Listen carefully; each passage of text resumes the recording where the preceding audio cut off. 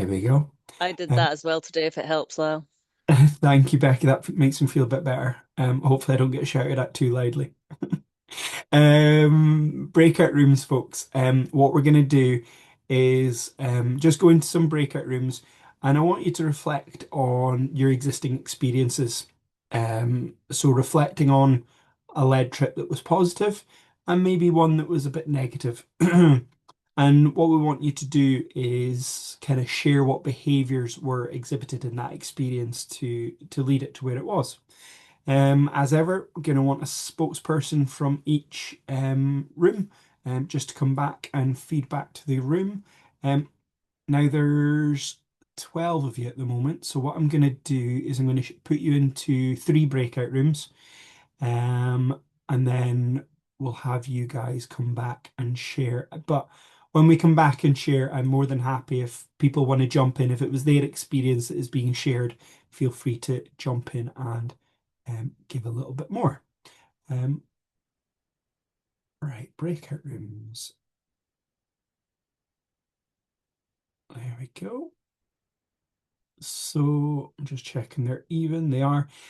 So folks, reflect on something that was positive, something that was negative, and what kind of behaviors led to that happening, and then a spokesperson to come back and share.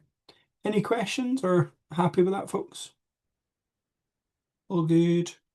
Right, I'm gonna give you, you're gonna need a bit of time for this one.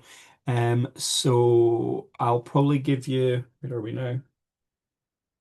Give you to past.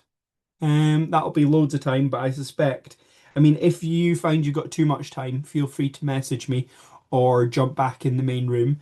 But I suspect this is one that is going to have quite a lot of chat time. So I'm going to say past. Okay, have fun.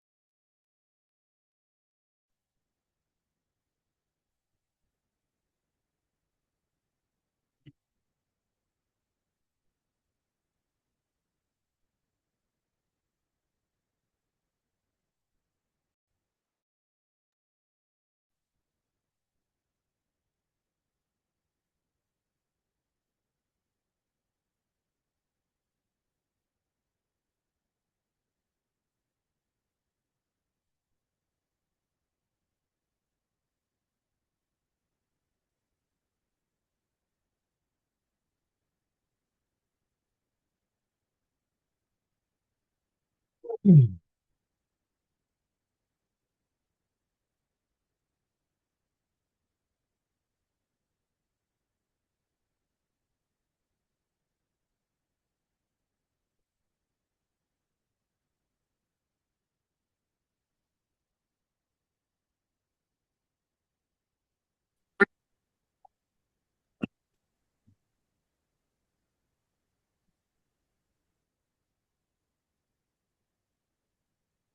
Good stuff. Welcome back, folks. You seem to have lost someone in that process, I've just realized.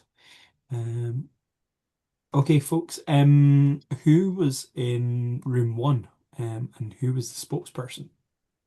Afraid I got fingered for that one. Right, Donald. Eh, so positive trips. Uh-huh. Um, there's no particular order to this. The things that came up, feeling that as a partner on the trip, you had, an element of personal freedom within the group. You weren't being sort of mother ducks, if you like, or ducklings, it'd be that way around. Um, and then, having a leader that you were comfortable with, that you trusted, um, and who you felt was judging the paddlers and their abilities correctly.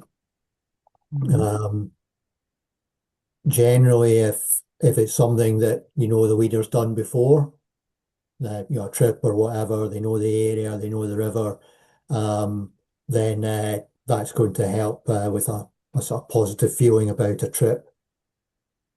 Uh, Also, having confidence in the leader, and that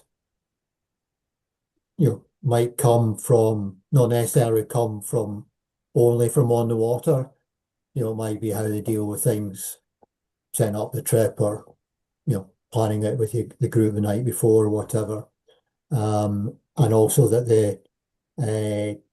the environment helps considerably, uh, for a positive sort of outcome on a lead trip. If you can be in a challenging environment and still enjoy it, but if you're in an environment that you think, the leader's made a bad call, or why the heck are we here, then you're not going to have that positive sort of feeling about the trip, and that would generally come down to poor calls from the leader as to where you're going, which again comes back to that trust element of things.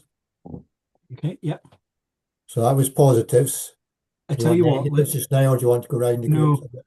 I think that's it. Yeah, I was thinking that as you were chatting. I think let's go around the groups and hear all the positives, and then we'll go around the group and hear the maybe not so positive outcomes, and we'll go from there.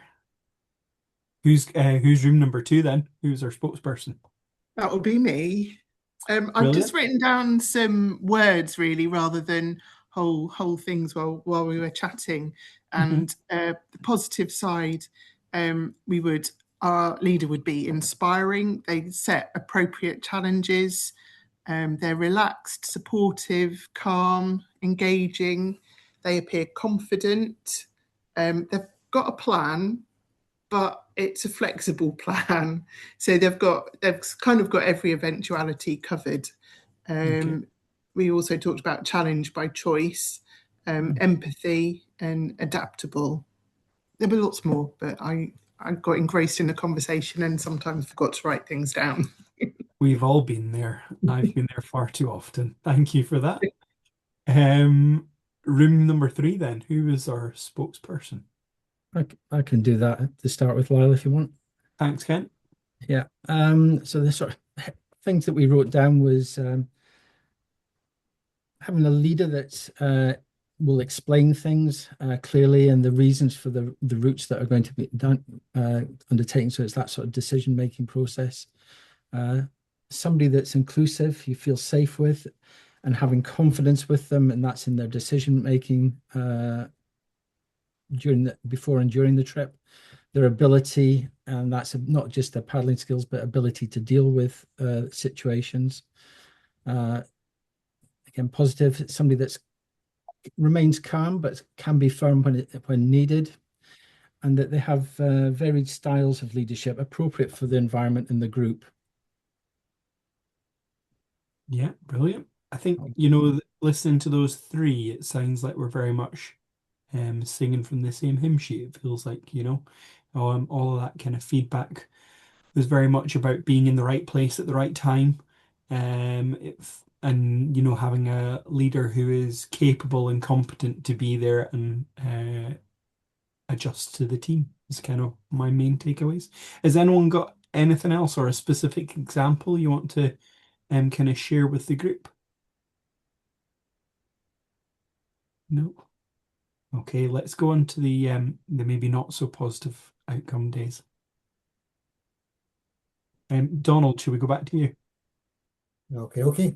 So with one or two examples. One was a trip where the involved a crossing and the leader hadn't done their preparation very well, maybe didn't have the right kit, and cut a long story short, set off in the wrong direction, and as a result, the group had a rather longer crossing than was intended. Maybe they didn't quite enjoy it as much.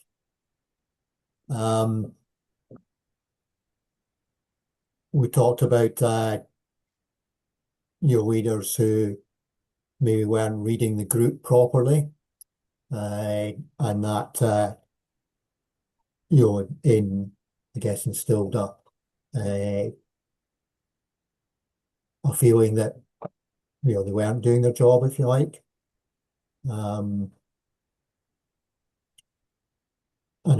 I guess on the going back to positive, out of that discussion, it was like, well, good leaders have got humility, so they're happy to fess up that, well, this was a plan, but now that we're out here, maybe we're on plan B or whatever it is, rather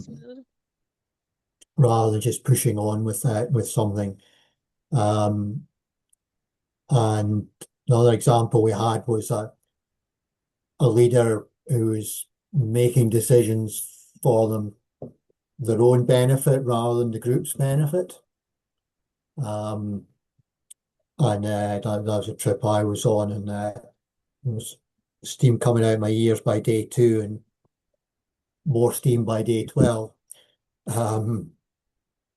But we also talked about, if we didn't feel the leader was looking after all aspects of things, so maybe it's an expedition and they're taking charge in the water, but they're not really continuing to look after people in the campsite or whatever, that could also give us a negative impression of a particular trip. That's us. Good, thank you very much. Room 1. Anne, I'm assuming you are still a spokesperson for this bit. I think so, yeah. So we talked about a lack of adaptability. So pretty much it's just the opposite of everything that we said before. A lack of group awareness, where they are, how they're feeling, what their skills are. Kind of linked to that was a lack of a lack of knowledge of the individuals in your group, either because you haven't bothered to chat to them or you haven't bothered to interact with them in any way. We talked a bit last week, I think, that you can learn a lot just by sitting and watching. Even if you're not having that conversation, you can still get an idea about how confident somebody's feeling, how strong they're feeling, and just skipping all of that. Focused on, if the leader's focused on their own goals and having fun, or I'm going to go and play over here because that looks like fun, when everyone else is like out of their comfort zone or getting cold and tired or whatever. Leaders having prejudices and assumptions. We talked a bit that we all bring our own assumptions about the people that we see, and that's kind of natural, but you need to be able to rewrite them. So you might look at somebody and go, oh, they're going to be rubbish at paddling, and it's okay to sort of hold on to that thought a little bit, so long as if you get when they get on the water and you go, actually, they're a really good paddler. I shouldn't have thought that. Yeah. And this kind of came into my head when we were talking about groups. Sometimes you get a leader who very obviously has favourites in the group. And, again, that's something we all gel with different people. But if you're leading a group, you need to be interacting with everybody to the same level. And you need to trust their competence as well. So yeah, I've written incompetent. I don't know why I said it back to front, but Yeah, no, that's a lot of good stuff there. Thank you, Anne. And Ken. Unless one of my colleagues wants to do it, but here we go. Very, very similar on some of the things. Just 3 bullet points I've got here. One was where the leader maybe hasn't thought of all the consequences, asking that what if question, and then how to sort it out. But then the positive from that was reflecting on it afterwards and using it as a learning side of it. Another one that's been said a couple of times, it's the leader wanting to do their own thing, and then maybe not being empathetic to the rest of the group who may be struggling, don't like being in that environment, or indeed, in the worst case, probably the group splitting. And then the last one that I've scribbled down here was the sort of negative comms that people might come out with. And the one that was being talked about in the group was the leader where they're shouting and swearing a lot at the group. Yeah, we hopefully don't see too much of that. I've got an intriguing question to ask you all, and just intrigued to hear your feedback. When you were thinking back to experiences that were positive or negative, which ones came to mind first?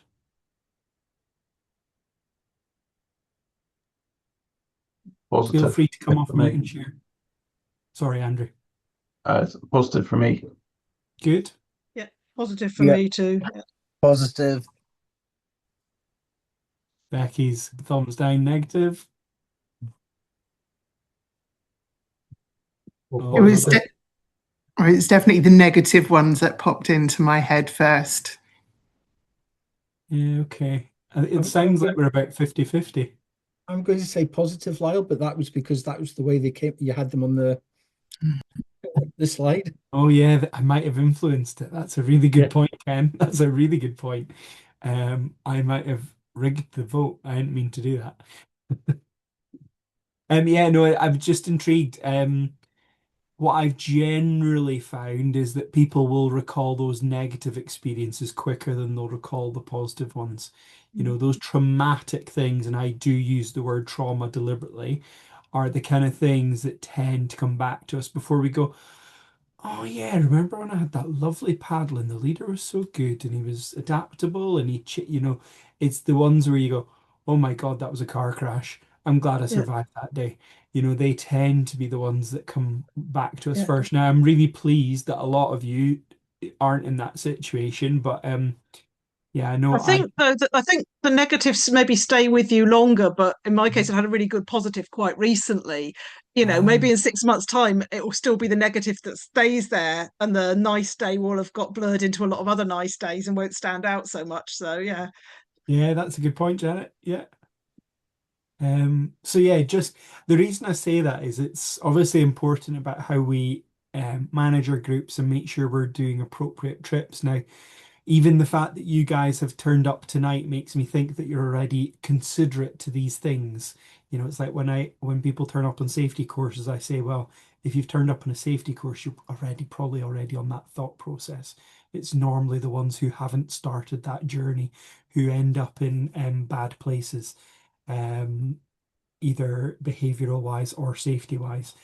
So you guys are already thinking about that. But yeah, it's worth thinking about when we're in clubs, especially because I've definitely seen, and this would be clubs that I've been involved in, I've definitely seen some of the behaviors that you described in the negative way. And it's how we manage those volunteers, because ultimately all of our clubs are always desperate for volunteers, and we're not going to chuck them out the door just because they led a bad trip. We're going to support them and we're going to help them um, to improve that kind of experience for the people we're leading. And that can be a difficult thing to manage in those club environments where everyone's kind of there volunteering.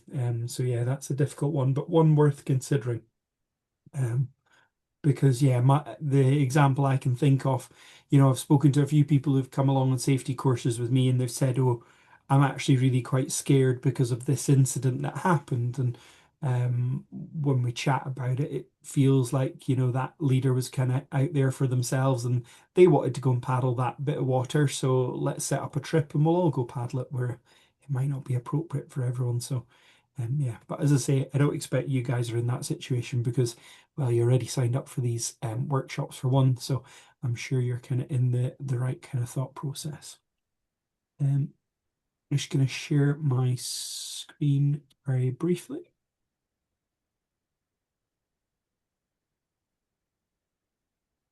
And you guys have all vanished, so I'll fix that. There we go. It feels like a lot of the things you've kind of mentioned and discussed very much falls within these categories that we're talking about. It's a leader who's there to support us, who's providing the right level of challenge. It's giving us those positive outcomes, and those negative outcomes are maybe when we're being overstretched, we're not getting the support we need. Although some of it sounded like it probably came down to a wee bit of bad planning in terms of they kind of didn't plan the right trip that met the group's needs, which kind of comes before this. This kind of diagram covers the on the water stuff, but there's obviously the pre stuff, the planning, and I think Donald in room one mentioned it, that actually some of the confidence you're going to get from your leader is actually coming out before you've even met them potentially. If you've just signed up to a trip and you're getting good comms from it, you're getting a lot of good information about the expectations and what you're gonna be up to on the trip itself, then that puts you into a good place, and is going to already, when you arrive, have you in a more relaxed situation, which is only going to be positive for the whole trip and for the whole group. Equally, where we're not getting that, we're more likely to turn up anxious, etc. So, yeah, it was good to hear that that was kind of mentioned in the groups about that kind of pre-planning. Is there anything that you can think that we've chatted about so far that doesn't fall into those categories?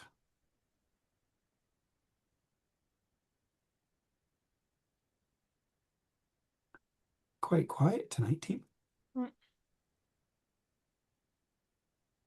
John looks like he's trying to come off mute. There we go. I was just thinking what you're talking about, how something do we kind of focus on the negatives. And from my kind of perspective, it's kind of a natural human response and becomes to fight or flight, because if we didn't go over the negatives, we would never learn, and therefore we get eaten by the bear. It's a really ancient response that we actually have. But as long as we don't keep going over it and we find or ask other people and think about what's the solution to this, so that next time when we do it, it's done differently. Yeah. Yeah, no, that's a good point, John, to make sure we don't get eaten by the bear. Paddling in Canada, that's going to get you eaten by a bear potentially. We should be all right in Scotland. But no, it's a really good point. Well, don't say that. I'm going to Canada this summer. Yeah, I'm thoroughly I don't jealous. want. I don't want to get eaten by a bear. So the secret is always go then on a paddle with someone who can't run as fast as you. That's going to be difficult because I run quite slowly. So. Yeah, no, you're right, John. And that is why we reflect on those negatives, they come first back to the mind. And it's just making sure that when we're leading, we're taking people out, then we're not giving them that negative experience that they'll reflect first on, because yeah, we want to avoid that at all costs. Not gonna lie, I can much easier think of negative experiences, and they're not in paddle sports, interestingly. But I mean, we're going back 30 years, and I can remember some experiences of leaders or coaches back in the day who had a negative experience on me. So they definitely live with you, I think. Um, yeah. So anything else, folks, that you feel does or doesn't drop into um, the kind of boxes that feature in that model? It's probably sort of almost too obvious to be worth mentioning, but there was a couple of our examples that we spoke about that reflected the situation or the environment being different, either from what we'd expected it to be or from what it normally was, and the ways in which that sort of either positively or negatively we responded to those in our leadership behaviors. So one example was about managing the expectations of a group because the river was in spate and therefore not safe for them to do the drop that they would have been looking forward to doing. And the other about sort of lack of preparedness for a tidal flow that was changed the environment for somebody who wasn't experienced enough to be confident in it. Hmm. Yeah, no, that makes a lot of sense. And I guess that's where we need to adapt our behaviors, and maybe we can provide more support and they can do that drop even though it's a bit higher than it was expected, or maybe there are things we can adjust. But hopefully we've got a plan B and we can always get out of the situation. And on on the river environment that you mentioned, that might be we take a wee walk with our boat, which is cool. And in the sea environment, then hopefully we've got an opt out to get out of there somehow without committing through that tidal flow. Because yeah, if somebody's not used to that environment, it's very different to being on the sea, isn't it? So that kind of huge consequence. And I guess that comes back to the leaders planning. Um, you know, have they planned that you're definitely going through this tidal flow? Have they planned that there's a plan B, C, D, and D?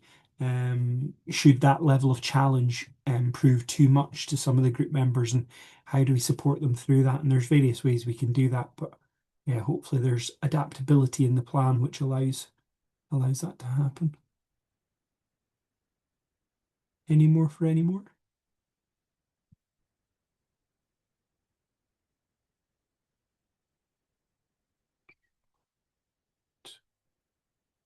There we go. Oh, didn't mean to go that far ahead. Um, oh, sorry, folks, my laptop's lagging tonight. Um, what type of leadership styles did we see in the kind of examples that you spoke through? If we chat about the positive ones, first of all, it would be good to hear what kind of leadership styles you experienced in those positive experiences. Relaxed.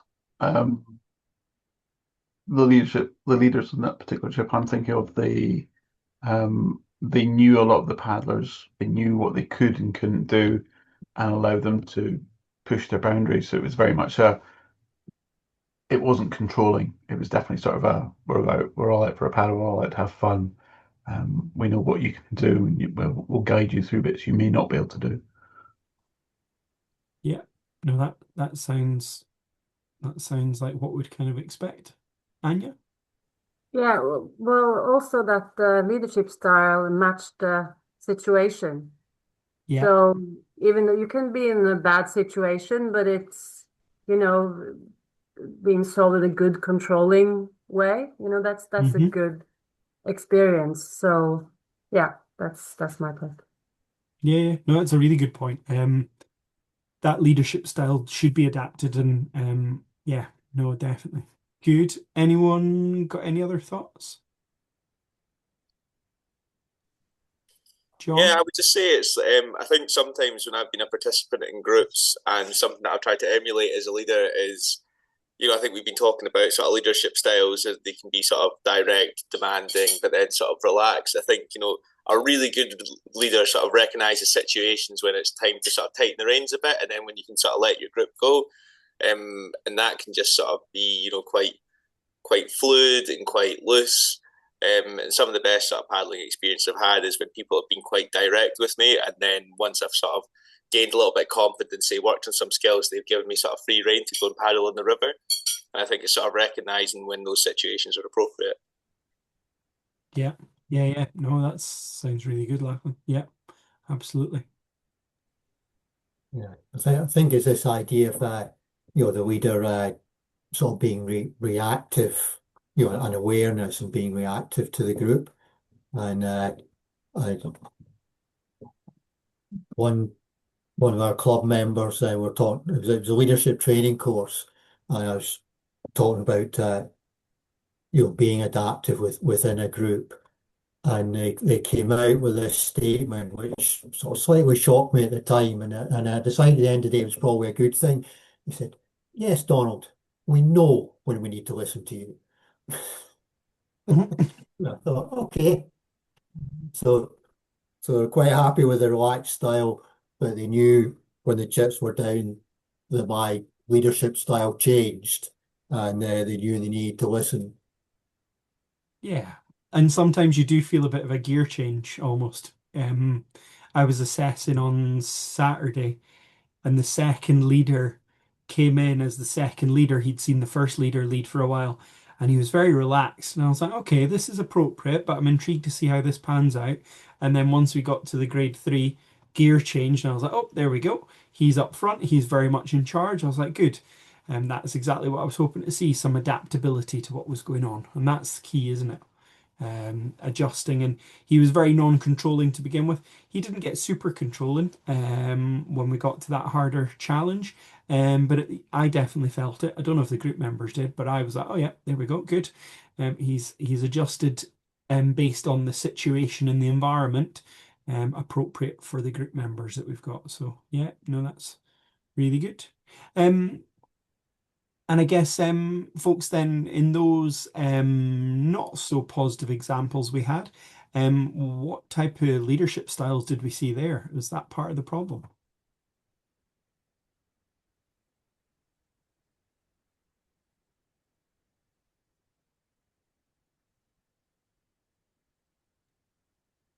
Well, I was There was definitely a lack of observing. Ah, yes. Yeah. And a lack of reacting to observing as well, even, yeah. Mm-hmm. For anything they did happen to notice. Yeah. yeah, and a lack of adaptability. Yeah. One style and just run with it. Yeah. And just being not focused on the group, being really more focused on their own, what they wanted to do, and not being aware. Yeah, well, it's sort of awareness, I suppose, but or observing, but just not taking into account what the group wants out of the day or what the group's capable of doing, and just focusing on what they want to do. So yeah. Yeah. Okay.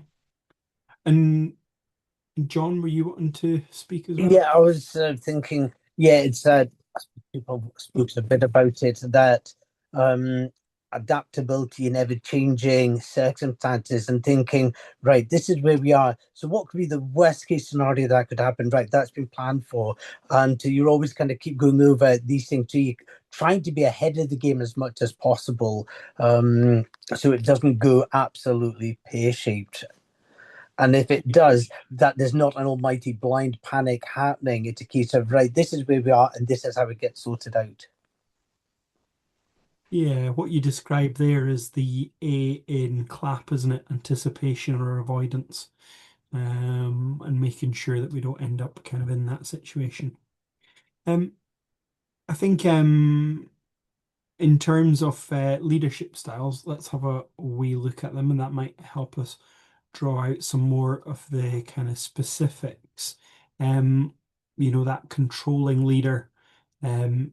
I think this does come. I remember just thinking about what Ken said at one point.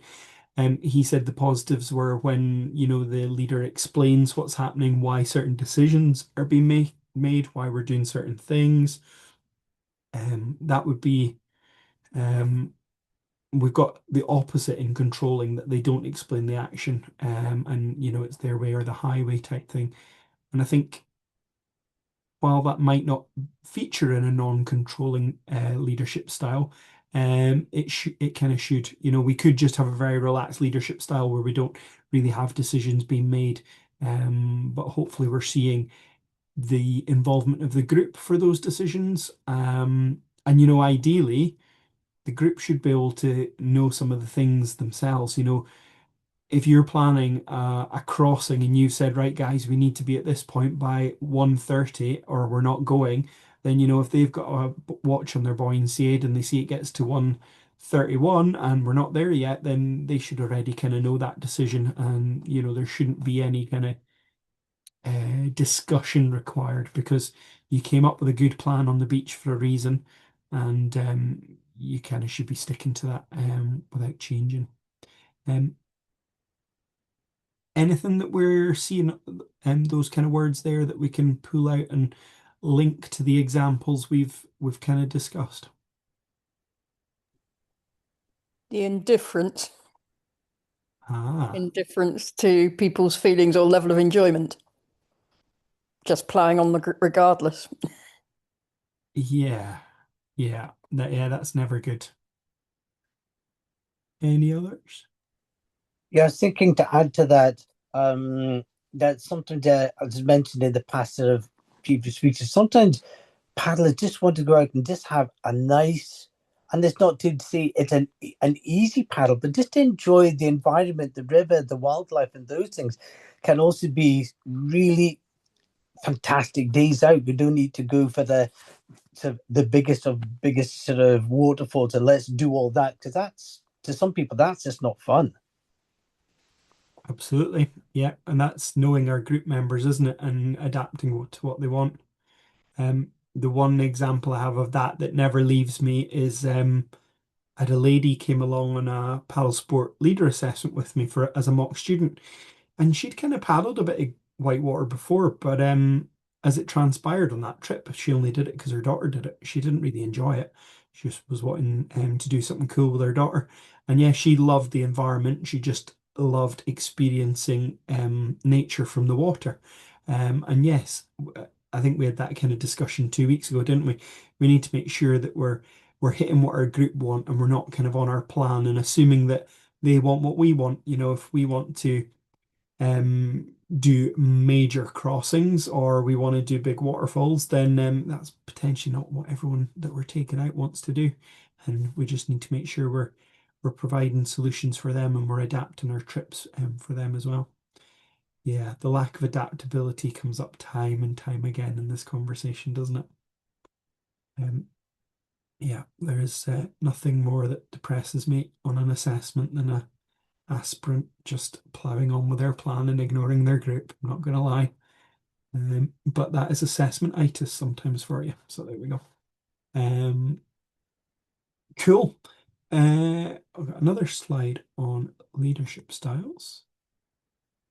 This kind of just draws out what was on this slide and against some of the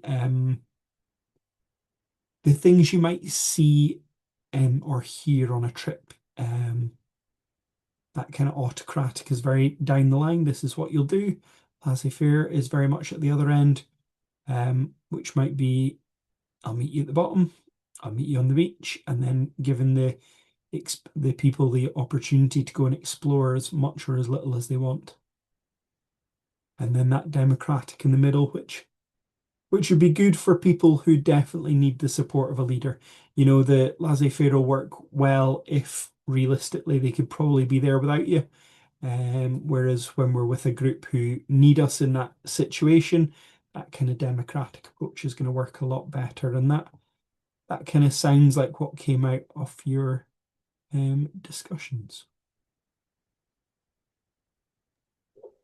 I think just in that laissez-faire, Lyle, if you're, if you've got a reasonable group and you want to give them a challenge and you're, happy that challenge is one that they can meet, then it can come over as laissez-faire leadership, but you're actually setting a challenge for them.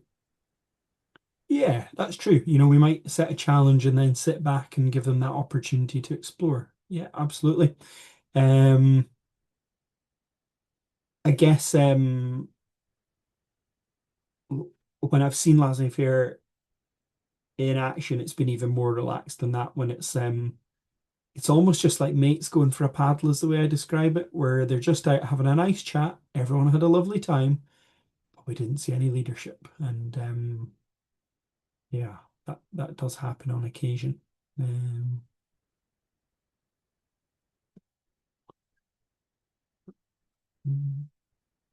any other thoughts there, folks?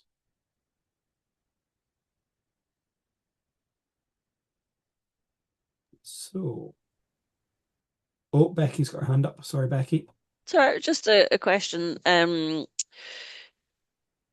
was thinking about the point at which laissez-faire becomes like, when does it stop being a leadership style? Is something still a leadership style if you're not leading, I suppose, is what I was wondering about. And that's a really good question. So I guess we could be there as a leader and we're there for safety almost, and we're not doing much else. That might fall into that. But there's definitely a question about when does that actually, we're not leading anymore. We're just happen to be there almost as one of the group. And I guess it kind of depends whether there is any direction coming from the leader or who is supposed to be the leader at that point in time, or whether it's kind of gone beyond that.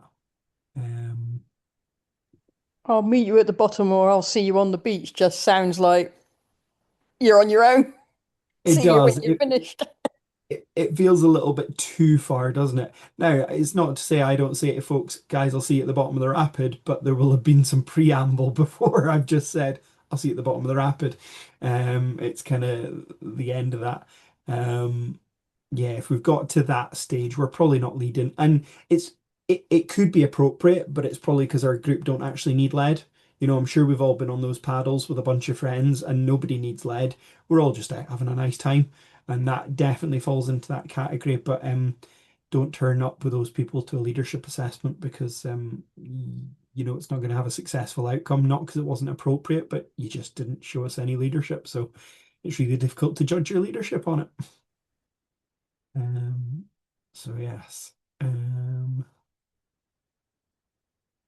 Does that answer your question, Becky? I'm not sure. I just feel like I rambled a bit. So yeah, no, I think as long as there's something there from the leader, then it's kind of laissez-faire, right? Where was that? Just gonna flip back for a second.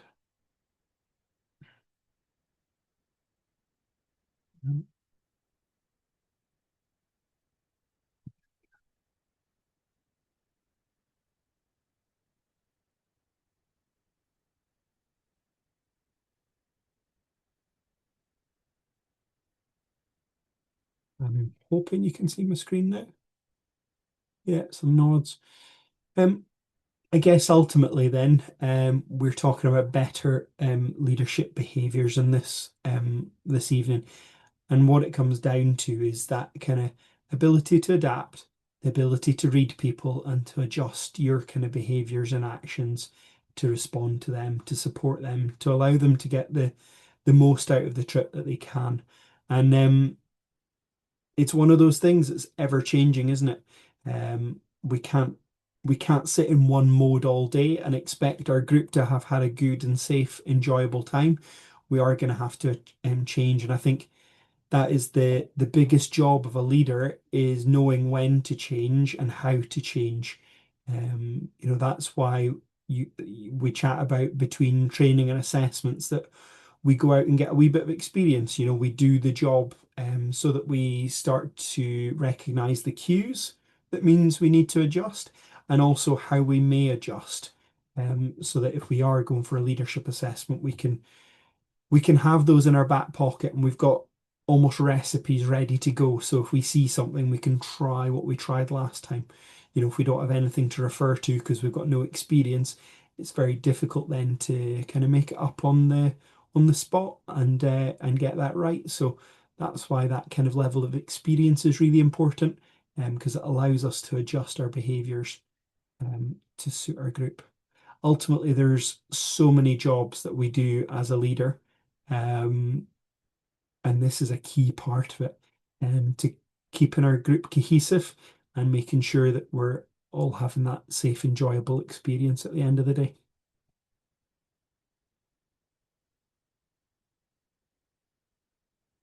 Right. Folks, that is the end of the slide deck. The last slide I think on here is about thoughts and questions. So what I'll do is I'll take the share off just now, and then kind of open the floor to any kind of discussion there.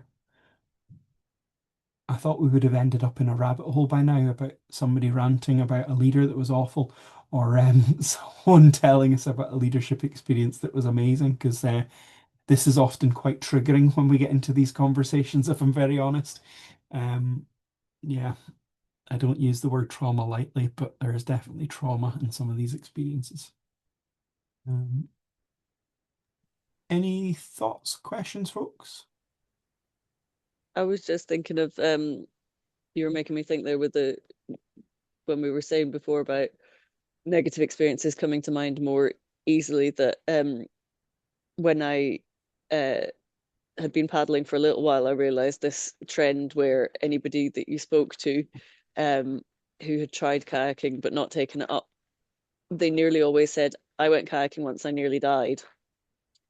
And I'm sure most of the time that wasn't true, but it seemed a real shame that so many people had really sort of scarily off-putting experiences rather than just something that wasn't for them. And I wondered if other people kind of had reflections on whether that was a common thing that they'd heard, and whether there's any particular sort of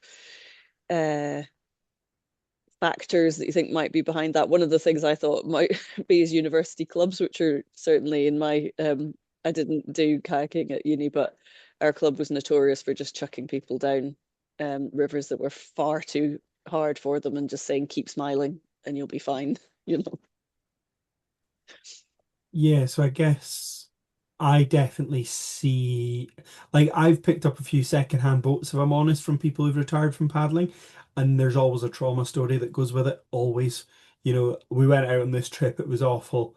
That really kind of put me off, and then I decided this wasn't for me.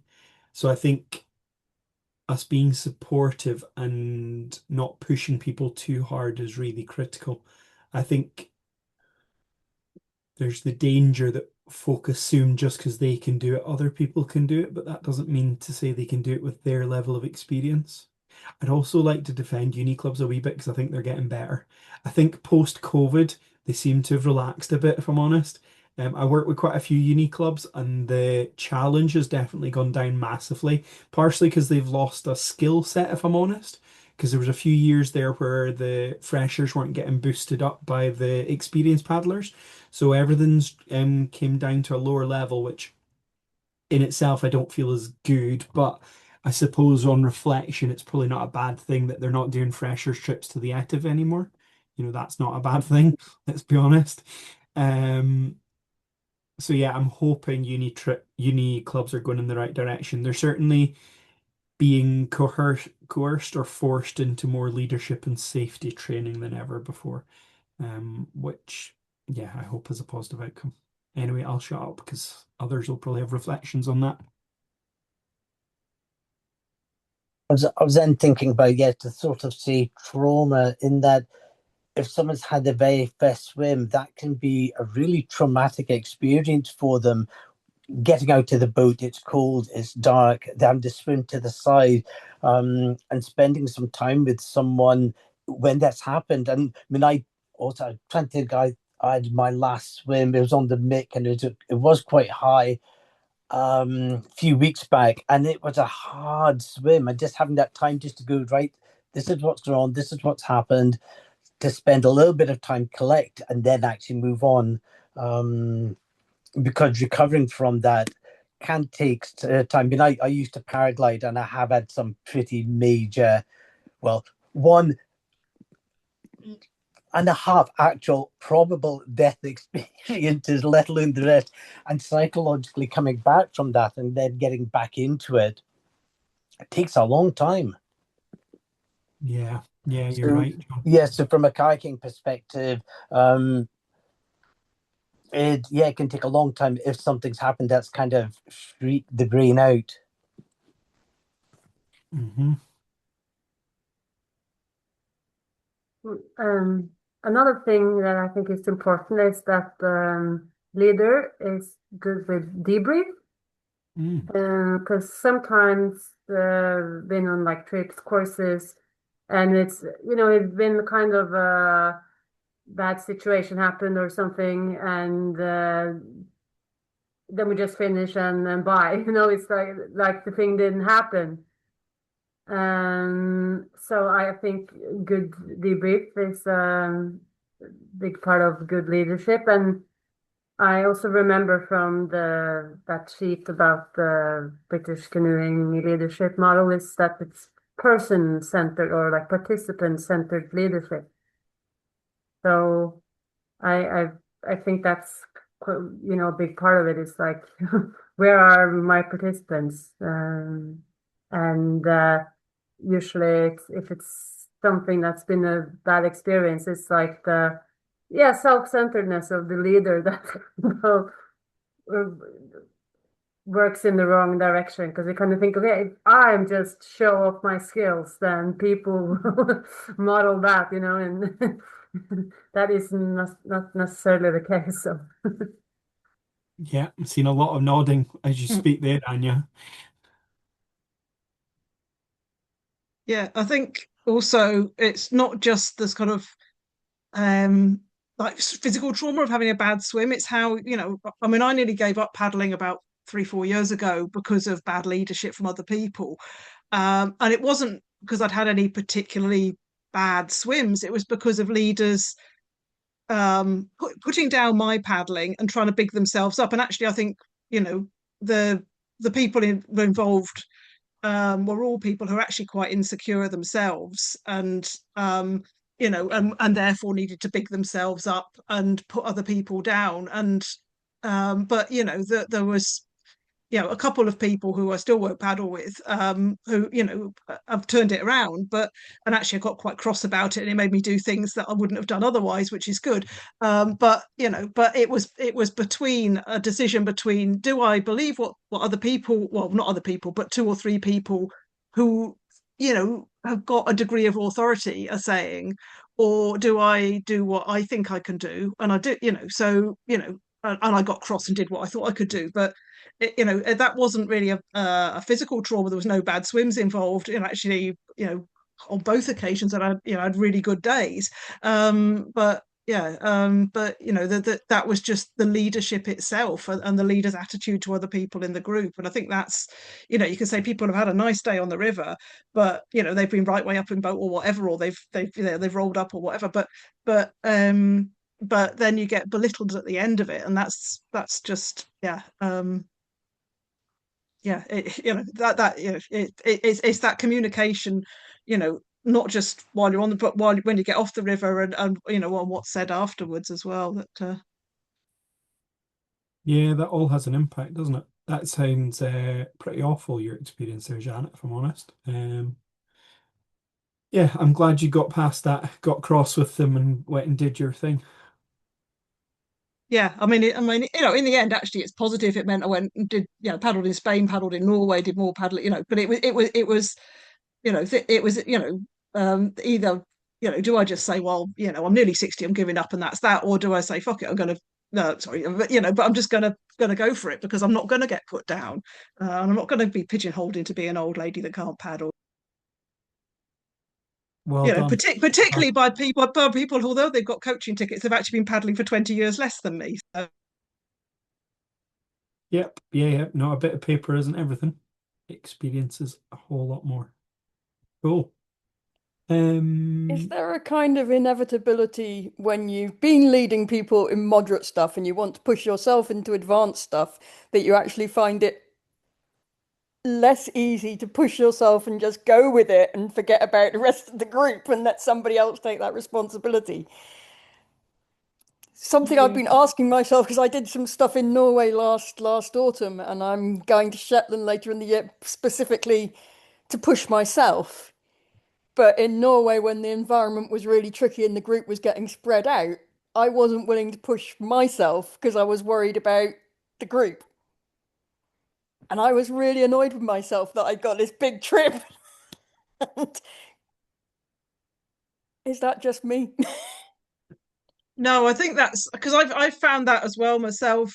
Particularly a few years back where wasn't maybe doing so much paddling for myself, and I was doing more paddling, with the scout group or beginners trips for the club, and therefore I was never getting the chance to push what I was doing. So I think that is, you can become, sort of, and I like doing beginners trips and it's great, but you also need to have space to do other stuff as well, because otherwise I think you just start getting skills fade. I think part of it is having the space. So I'd specifically done this having got to 60 and retired. I decided this was the time to do it.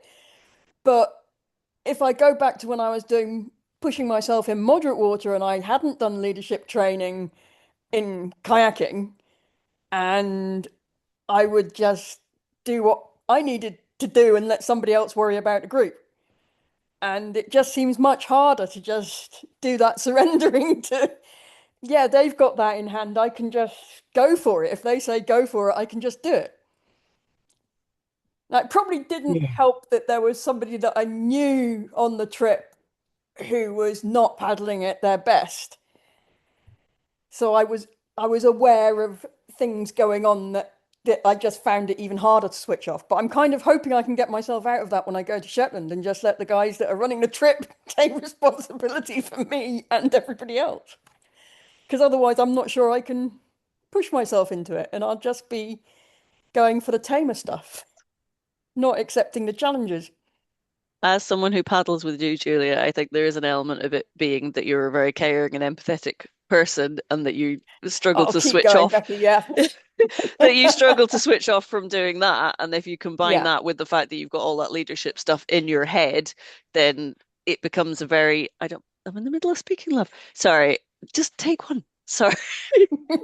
Then there's a lot to try to sort of to put down before you can concentrate on the bit that it's very easy to psychologically find a reason not to do next. So I wonder if in that situation actually having a conversation with the people running it about that would be a useful That's thing true. to do, Yeah. because you're almost then not just giving yourself permission, but giving them permission to check in on you about it, in with you about it, or to give you the You're very nod, you know. wise, Becky. Thank you.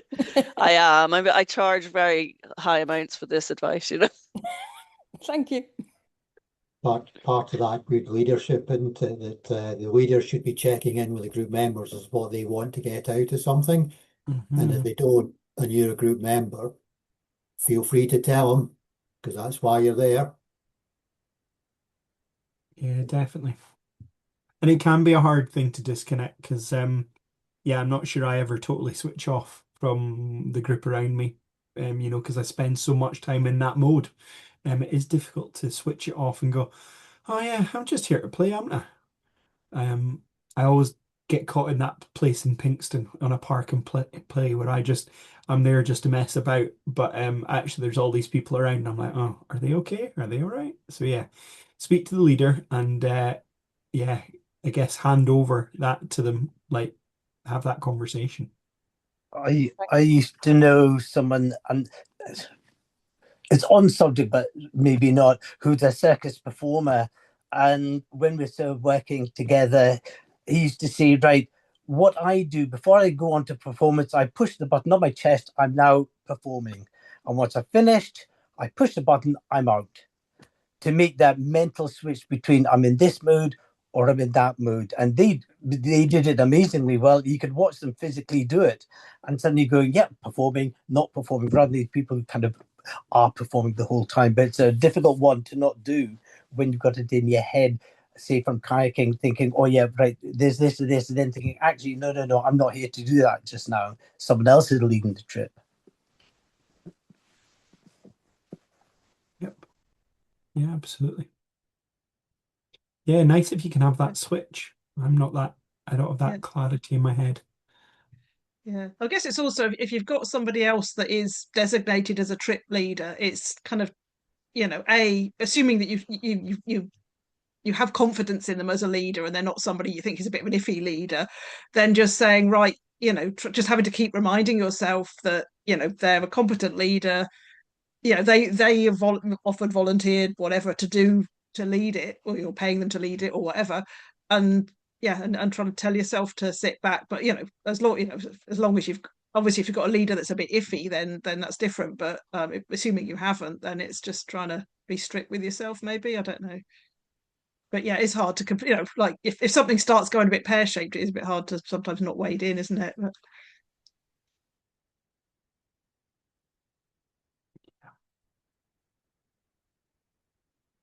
Anyone else got any thoughts on that? No. Yeah, do your best, Julia. Have an amazing trip, and yeah, try and leave it to someone else. It is difficult. Even like at the weekend when I was running that assessment, somebody was swimming and the other candidate would have liked to get involved. And I'm like, well, no, just leave the leader to do it because then they tick the box, that's that rescue done. We can forget about it. But it is difficult for all of us. So yeah, Yeah, we had open it the and last honest. couple of weekends going out with somebody who's being assessed in a couple of weeks, and myself and another leader coach from the club, and just trying to get us to switch off and let the person who's being assessed get on with it. That was an interesting one too. Just we did a much better job of it this week than we did the week before. Yeah, it comes with practice. It definitely does. Good. Has anyone got anything else they want to chat about at that point? Are you all looking at the clock thinking it's almost time to finish, Lyle? We're going to be quiet now. Folks, if that is it, then thank you very much. Most of you have been here every week, which is awesome. Kind of is nice to have that common thread through the conversations as we weave our way through the kind of better leadership workshops. So, yeah, thank you for your time and your input. It is greatly appreciated. Thank you. No problem. Lyle. Thanks a lot, Lyle.